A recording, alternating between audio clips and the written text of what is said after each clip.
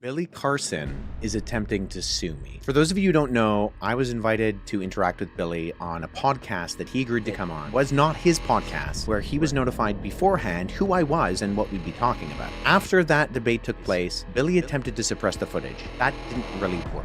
I've released clips from that conversation. Well, Billy does not want you to see those clips and has sent me a cease and desist letter. I was really hoping that this could be an opportunity for Billy to learn, to see the major errors that he's been repeating and turn this into a learning experience. I even offered to follow up with Billy in order to show him how and where he could find accurate and credible resources in order to make sure that what he was saying was verifiably correct going forward in the future, so he and his audience could learn and proceed knowledgeably. Billy did not agree. But unfortunately for Billy, agreeing to a debate, losing that debate, and feeling embarrassed about that loss does not constitute legitimate grounds to litigate. Billy, I will agree to all the terms and conditions of the cease and desist letter that you have sent me if you agree to run it back, sit down with me in person, and have another discussion. This is my formal response. Billy Carson, a self-proclaimed world leader on ancient texts, engaged with Wes Huff, a scholar who holds a master's degree of theological studies from Tyndale University, in an online discussion concerning biblical texts.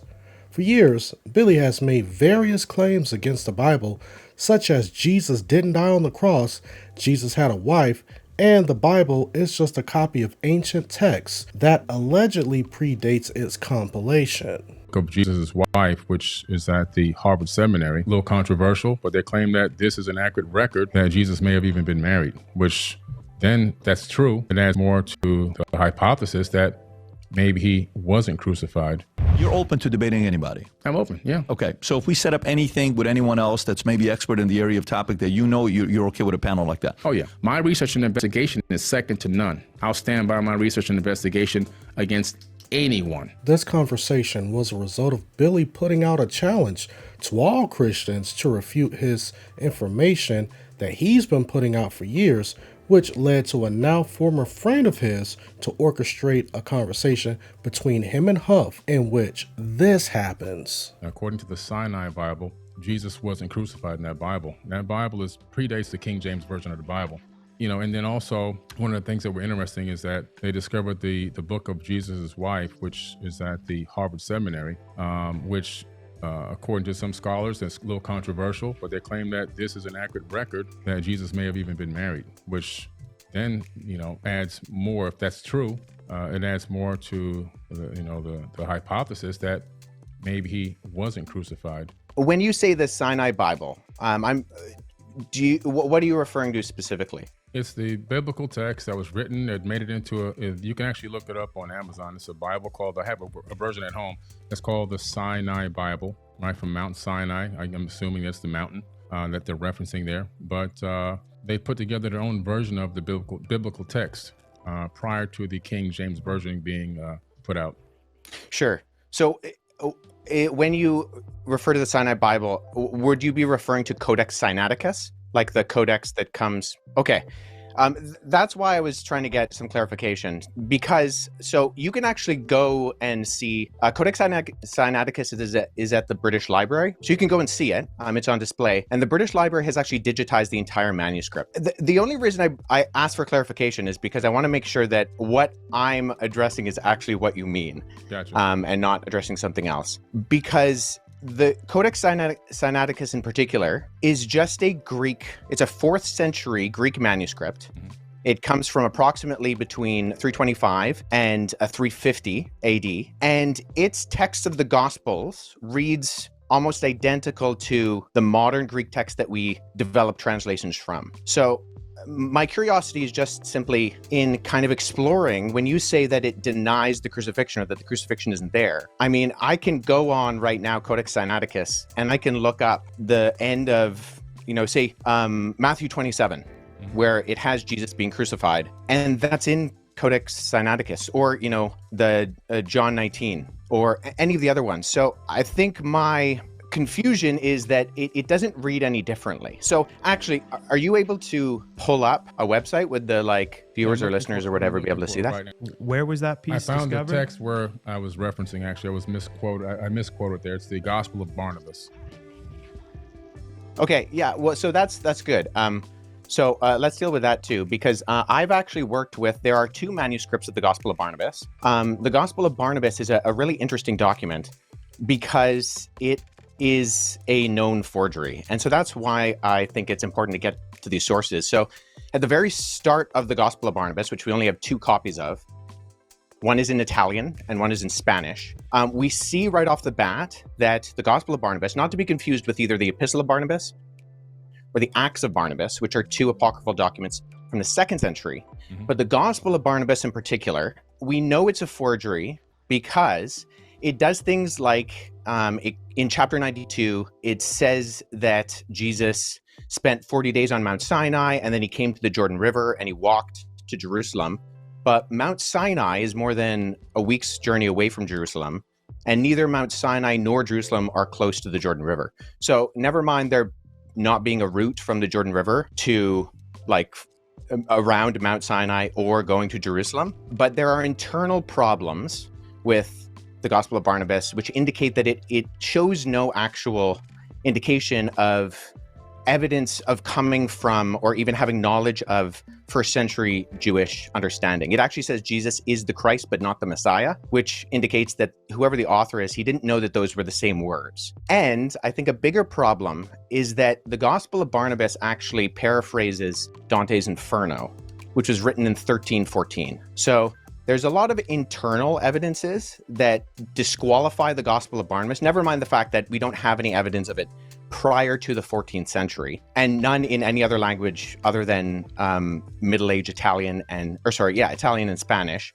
But the internal content of the Gospel of Barnabas disqualifies it from being ancient. And then the fact that it's doing things like paraphrasing Dante, or it also refers to a rule of the time of Jubilee, which was changed in the Middle Ages from what it was in the biblical year of Jubilee. And it goes with the Middle Ages concept, not the ancient concept. What I'm getting at is, so I'm a historian and I deal with sources. So when I'm looking at sources, I want to make sure that I have a methodology by which I approach any type of source. So if there is something that denies the crucifixion, I want to make sure that I'm analyzing it and that the methodology by which I analyze it actually reveals that the content can be accurately tied to the event. If you say it's a known forgery and you're expert, I'm going to go with that. Let's talk about the Old Testament a little bit and leading up into the New Well, Testament. hold on, because do you mind if I address the Gospel of Jesus' wife? Sure, go ahead. What was her name? Yeah, I'm like trying to write notes like I know what I'm doing, but I'm just curious. So the Gospel of Jesus' wife doesn't actually mention. So oftentimes what happens is that the text of the Gospel of Jesus' wife is kind of paralleled with the Gospel of Philip, which mentions that that Jesus would kiss Mary Magdalene on the mouth. And so those are kind of used in parallel to kind of for this argument that Jesus was married. So the Gospel of Jesus' wife is in the Harvard Library. However, the reason we know it's also not legitimate is because even though the manuscript, the papyrus that it's on, was carbon dated to the 4th century, the text was actually copied from a PDF version of the Gospel of Thomas known as Grandin's Interlinear. And there was a mistake in the Coptic text of Grandin's Interlinear that was copied into the Gospel of Jesus' wife. So we know that this is not a legitimate document, even though the papyrus is ancient, and this happens a lot with forgeries. I have a couple of friends who have actually worked on projects that have revealed forgeries within Dead Sea Scroll manuscripts and within other ancient Christian papyri. But the reason why we know the Gospel of Jesus' wife and that Karen King, who kind of vouched for it and she lost a lot of credibility, unfortunately, for her, and she's admitted that it's a fake as well, was because we can tie it directly to not copying from an ancient text, but actually copying from an online version. After the discussion, which has since been removed from the original platform, reaction videos and posts directed at how Billy was not able to substantiate the claims he's been making for years began to surface, and some even going viral. Soon, rumors began to spread as to why the original video of the discussion was taken down, such as Billy wanting to hide the fact that he did so poorly during the interaction. Those speculations were heightened as videos from the former friend's doorbell camera were released showing Billy allegedly showing up to his home at 2 a.m. threatening litigation if the video was not removed from YouTube. Understanding what these claims could do to his reputation and possibly his business, Billy then took to his own YouTube channel on December the 8th to address the claims that have been made against him, insinuating the debate footage was fabricated and didn't tell the whole story. I call it a defake. That's what it really was. An unqualified garbage. If somebody who really runs debates would have saw that, they would have laughed at us and said, "What amateurs? This is garbage." That's how crappy it was. After examining the debate footage and Billy's live stream, this has led many to think that we may be watching the beginning of the end of his career, which is the reason why we speculate that it was an attempt to do some damage control. Let's see if Billy Carson's career is really going to come to an end. You see, you can't end the career of an independent man, a self-made man. I don't have any corporate contracts. I didn't sign a book deal with a major company. I own my own publishing company. All the dark energy, all your listeners and all your followers and all your cult people and all your people that are in your organizations that are coming to watch my video with that dark energy. How are we going to see the fall of Billy Carson? That's dark energy, that frequency that's coming here. You see this behind me? That's the face of God. God's not a man flying around with a magic wand granting wishes. God is a frequency, and it's your job to tune in. Y'all didn't tune in. See, I'm tuned in. So all this dark energy that you're bringing toward me, I've alchemically converted that energy into money. To make matters worse, Billy alleges he has lawsuits pending against 3 defendants, 2 in which he considers former friends. That's just basic standard legal. You sign a release form. I didn't sign any kind of release form. I never gave any authorization or consent. Luckily, because that now makes the video illegal to use with my likeness, my face, my voice. Any form, shape, any shape or form. Even if it's just a 10-second clip, even if it's 1 second of me, I did not consent. Why? Because it's unprofessional, and I knew they were going to utilize it to show me in some type of a negative light for their own self-gain, for some type of clout chasing. So we're dealing with the Combined Forces Special Enforcement Unit, and they're involved in a lot of organized gang-related crime. That's what they're involved in. And why is it gang-related? Because in America, this would be called a RICO. When you put a group of people together and you begin to organize and you conspire to attack through cyber attacks, through physical attack, through threats, and you also you create this environment for negativity. You create this environment for potential threat of life. You create this environment for zealots to feel that they're now empowered to injure, potential injury, and things like that, or to disrupt business. That's a RICO, but they have something different in Canada for that. So the biggest question that comes to mind are, why is Billy so adamant on hiding the video footage of the discussion if he's about spreading truth? Why didn't he easily refute the points of Huff concerning the topics that he claims he's such an expert in? And is going so far as to sue former friends to keep this dialogue hitting worth ruining friendships and possibly tarnishing his credibility as an honest person? Billy has been very critical of Christians and stating that we have been the reason behind all of the world's problems. But after looking at his example on how he dealt with adversity and simply those disagreeing with him, it seems Billy might be the last person we should take advice from on how to treat our neighbor and even those who persecute us. Jesus says in Matthew 5, "You have heard that it was said, 'You shall love your neighbor and hate your enemy.' But I say to you, love your enemies and pray for those who persecute you, so that you may be sons of your Father who is in heaven. For he makes his sun rise on the evil and on the good, and sends rain on the just and on the unjust. For if you love those who love you, what reward do you have? Do not even the tax collectors do the same? And if you greet only your brothers, what more are you doing than others? Do not even the Gentiles do the same? You therefore must be perfect, as your heavenly Father is perfect. Who is your neighbor? Anybody who needs your mercy. It doesn't matter if that neighbor is one who hates you, as the Jews hated the Samaritans. The rabbi and the priest didn't want to touch the man because their theology said he's in the problem he's in because he's sinful. They went around the other side of the road. The despised and hated and rejected Samaritan had compassion on the man who was socially an enemy. Love your enemies. Ekthron su, ton ekthron su means your personal enemy. Not talking about some collective. It's your personal enemy. Agapate, from agapao, the highest, noblest form of love. And in the present tense, be constantly loving your enemies. This is the love of the will. This is not the love of emotion. This is the love of the will. It is not related to any personal gain or personal fulfillment. It is the love of unconquerable benevolence. It is the love of invincible goodwill. Just the loving heart that wants to free the enemy from any thought of hate, wants to rescue the enemy from sin, wants to see his soul saved. It's the highest love.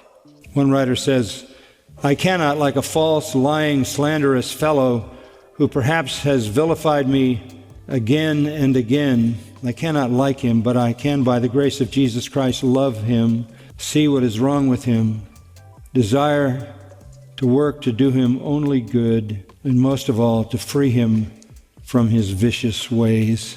In Luke 6, Jesus said, do good to those who hate you. So loving your neighbor means seeking the highest good. That's the noblest kind of love. And loving your enemies means the same thing. Seek the highest good. Now, how does that play out? Second point, pray for your persecutors. It shows up then in prayer. Verse 44, pray for those who persecute you. Those would be your severest enemies.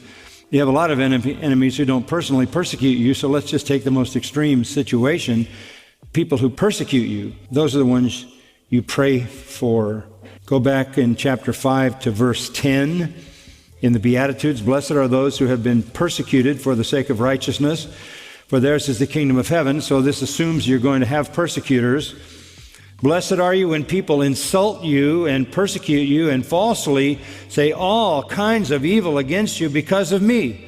If they're doing that to you, you're blessed. Isn't that wonderful? Doesn't that turn it on its head?